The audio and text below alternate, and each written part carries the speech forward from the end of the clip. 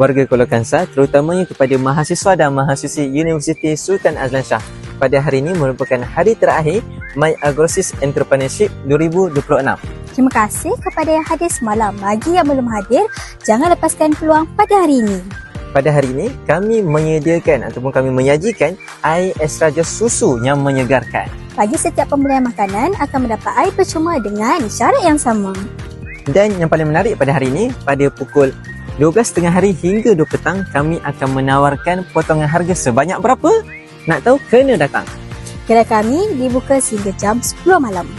Seperti biasa, COD tersedia daripada pukul 8 hingga 10 malam. Jangan lepaskan peluang ini. Bye!